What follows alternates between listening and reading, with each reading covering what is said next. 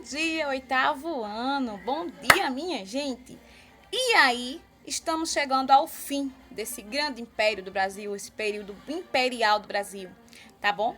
Então, vamos finalizar hoje com a questão dos imigrantes, a questão religiosa, a questão militar. É, isso mesmo. A gente vai ver como é que ficou dessas questões dentro do Brasil Império, tá bom? Ou Segundo Reinado, como também tem no livro. Tá, meus amores? Então, veja, esse período durou de 1822 a 1889, tá bom? Que foi o Segundo Reinado. De 1840 a 1889, tá bom? A imigração. Como a gente viu na aula passada, a questão do café. A gente viu na aula retrasada a questão das indústrias, né? Mas a gente vai finalizar com os imigrantes e as questões que ficaram pendentes aí nesse período. Tá bom, oitavo? Espero que vocês gostem. Dê um like e curtam. Vamos lá. A imigração é uma superação da crise do escravismo. Então, ou seja, tinha que superar aquela crise que o Brasil passou com as leis abolicionistas, pelo qual o escravo não era mais obrigado a trabalhar, ele era livre, né? Aí que começava a dar bad nas coisas, por quê? Porque os escravos não tinham facilidade de fazer outros serviços a não ser servir. E aí que tem a participação muito especial dos imigrantes, porque os imigrantes eles vinham para trabalhar nos cafezais, gente, certo? Próprios portugueses, mas eram mais italianos, sabe? Espanhóis, eles vinham muito para trabalhar no café, porque eles já tinham experiência lá do seu país, tá bom? Teve aí o chamado mito do embranquecimento. O mito do embranquecimento era devido à raça, à galera europeia que estava chegando. E claro, era na galera branca, né? Necessidade da mão de obra, ou seja, cafeicultura na região sudeste. É o que Tia Ana Paula disse, era exatamente a necessidade do trabalho pelo qual essa galera aí, os europeus, tinham conhecimento e sabiam dar conta. Lembrando que a substituição do negro pelo índio não deu muito certo, a gente já sabe, até porque não era que o índio fosse preguiçoso, mas é porque o indígena trabalhava, ele tinha outras visões, ele tinha outros conhecimentos, certo? Ocupação e defesa da região sul, exatamente, aí uma turma de europeu, italianos, alemães, migraram lá para a região sul, até porque lá tinha condições mais favoráveis e terras também muito férteis. E temos aí ainda sobre essa parte da imigração, temos aí a crise econômica e social dos países europeus. Claro, nem tudo lá fora também estava um mar de rosas, também tinha um período de crise. E alguns europeus vieram muito mais para aqui, para o Brasil, principalmente para a região sul, migrar para lá para terem melhores condições de vida. Não só a promessa de um bom trabalho, mas sim para migrar da crise que estava acontecendo lá na Europa, tá bom? Então, temos aí uma escalazinha, né? Imigrantes no período de 1820 a 1890. Temos aí os portugueses, italianos, alemães, espanhóis e outros. Então, temos aí o quantitativo, né? Aproximadamente 300 portugueses, aproximadamente 300 italianos, aproximadamente 75 alemães e aproximadamente 45 espanhóis. Claro que vieram muito mais, né? Porque tinha alguns que vieram clandestinos, tá? Os sistemas de imigração dos cafezais. Tinha dois sistemas. A de colonato. A parceria era o fracasso e o colonato era o sucesso. Vamos entender por quê. A parceria se dava primeiro o sistema introduzido, o trabalho familiar camponês. Até porque quando os europeus vinham, não vinham só, vinha com a galerinha deles, a família, tá? O conjunto, o colono todinho.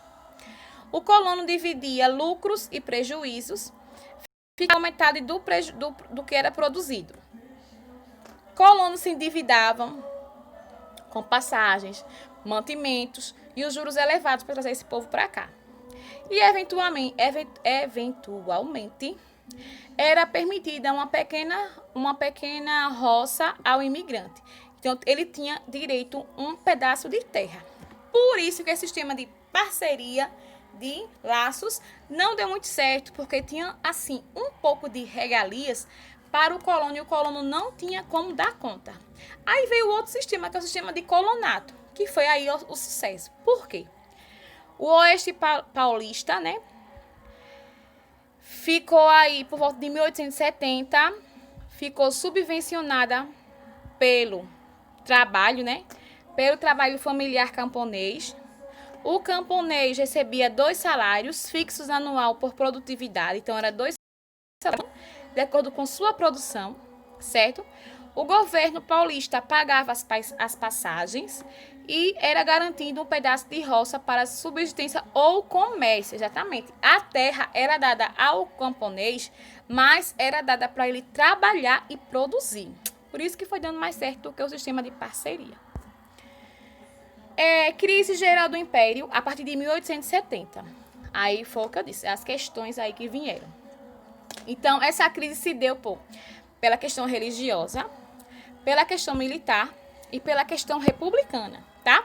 A questão religiosa veio por conta de quê? A igreja era atrelada ao Estado, certo?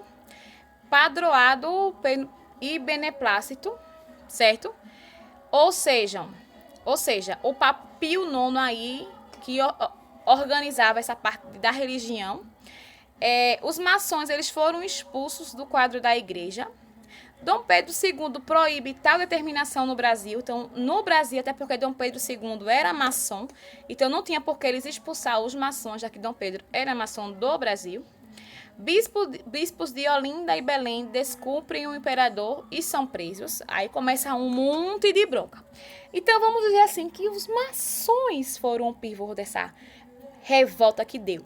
Por quê? Porque, assim, os religiosos, os cristãos entendiam que os maçons eram uma seita, era uma coisa que chupava sangue de bode, de cabra e tinha sacrifício humano, enfim.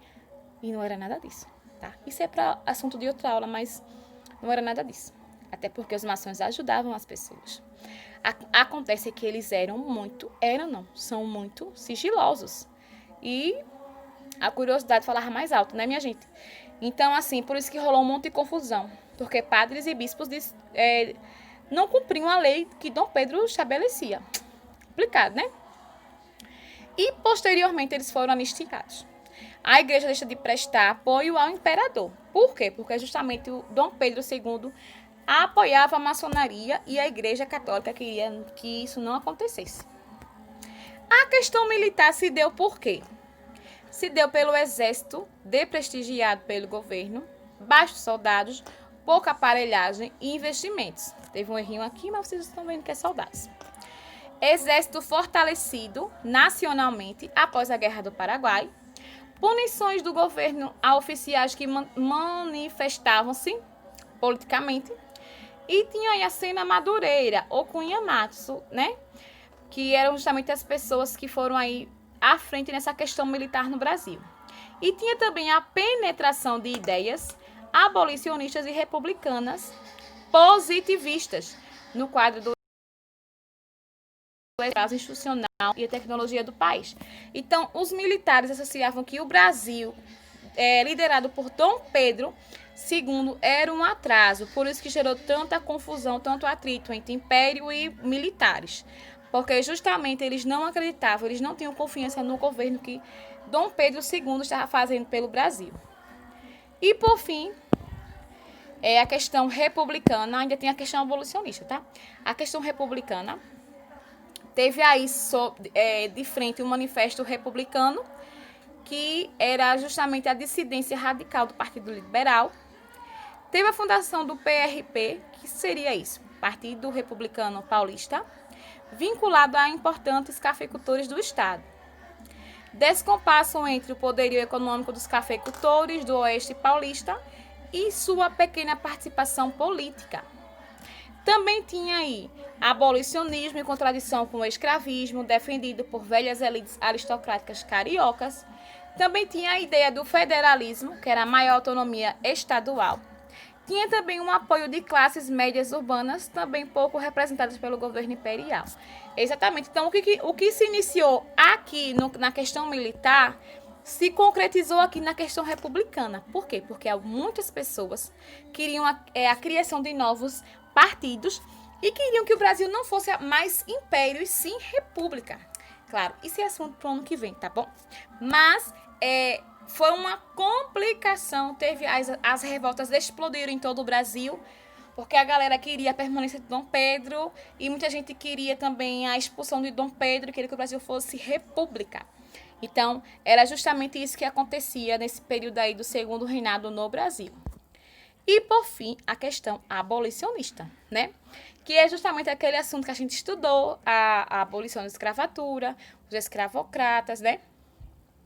Que queriam aí o fim da escravidão, né, em 1888, certo? E o império é atacado por todos os setores, sendo associado ao atraso e decadência. Exatamente. E depois de tudo isso veio a proclamação da República, né? 15 de 11 de 89. Então, Dom Pedro II tenta implementar reformas políticas inspiradas no republicano através do Visconde de Ouro Preto. Tinha uma autonomia provincial, queria liberdade e o culto e ensino senado temporário.